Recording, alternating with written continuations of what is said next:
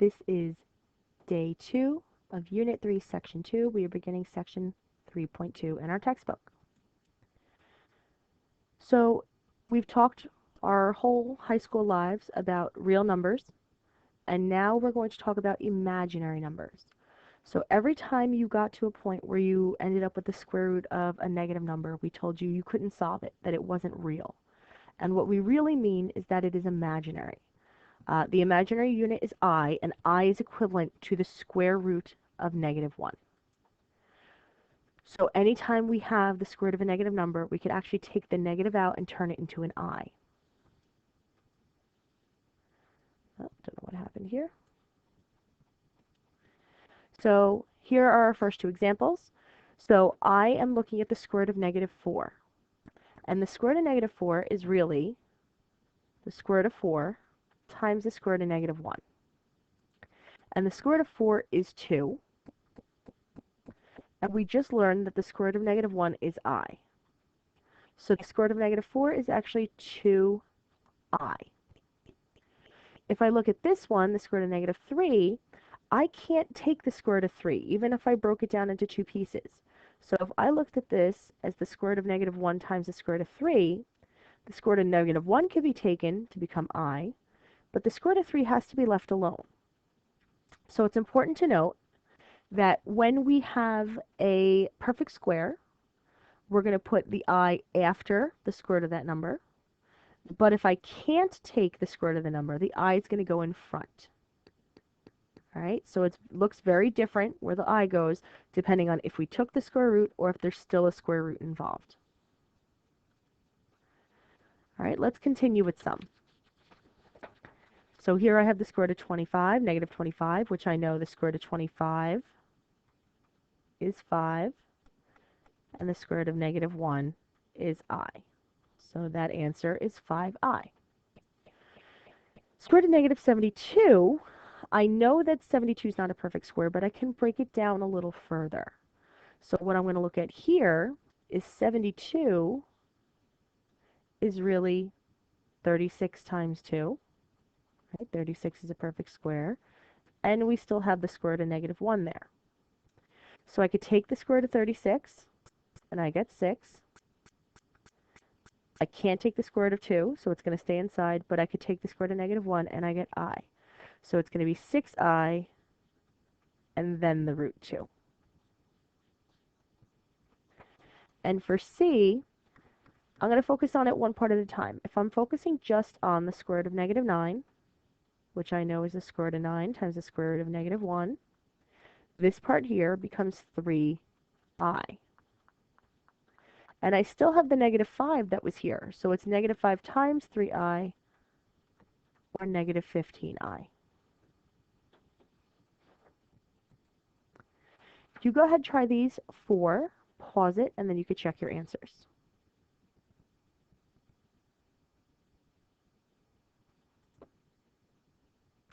All right, so if we check these, number 1 was 12I, because 144 was a perfect square. Number 2, 12 is really 4 times 3. If we take the square root of 4, we get 2. Take out the I, root 3.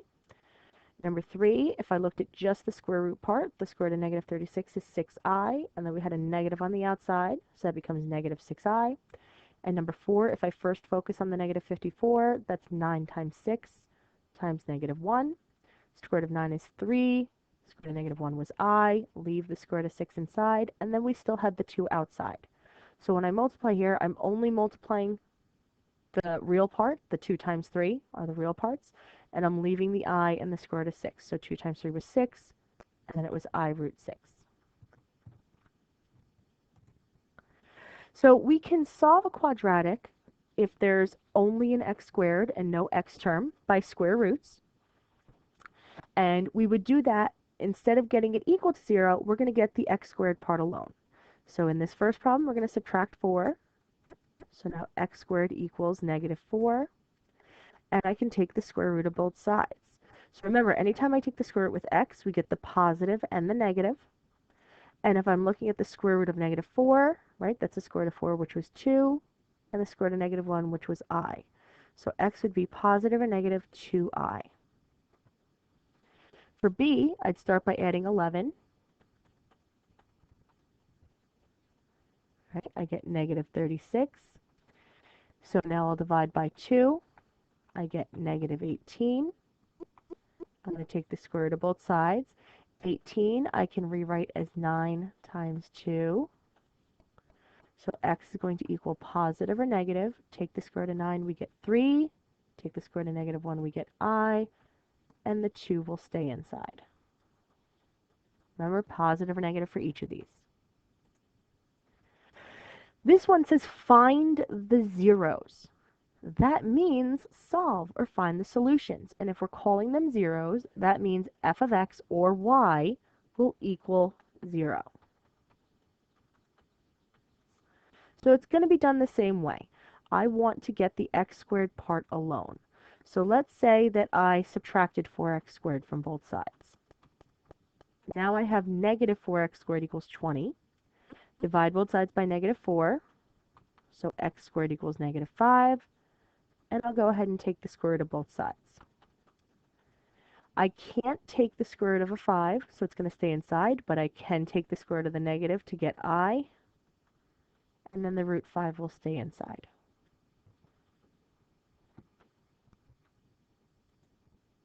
You go ahead and try all 6 of these, pause it, and then you can check your answers.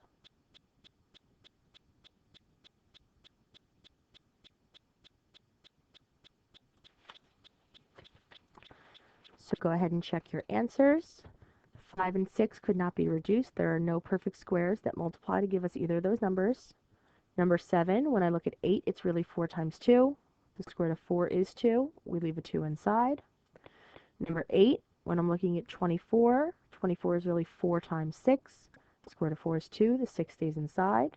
Number 9 was actually the same as number 7, right? Square root of negative 8, so it's plus or minus 2i root 2. And for number 10, we couldn't reduce it. It would just stay plus or minus I root 6. So complex numbers are where you have something besides just the imaginary part. All right? It has a real part and an imaginary part.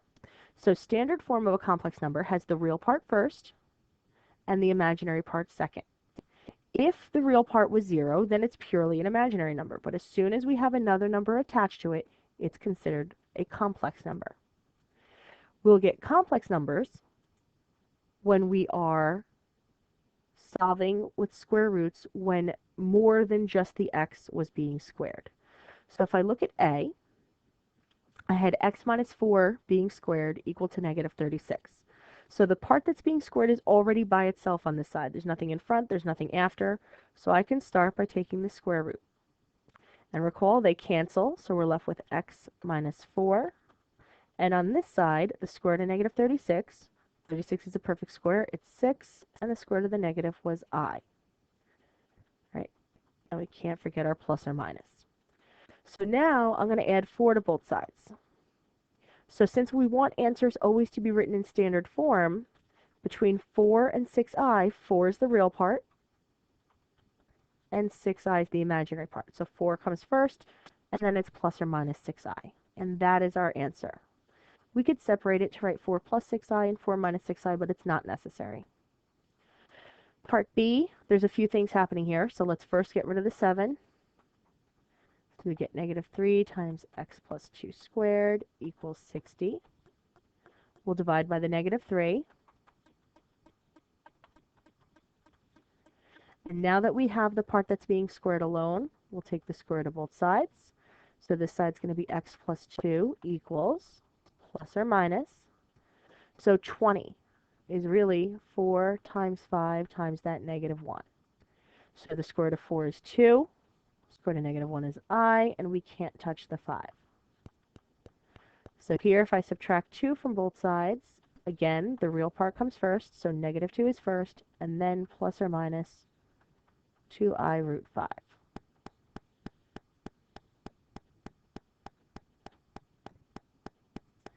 So you go ahead and try this last problem, pause it, and when you're done, check your answer.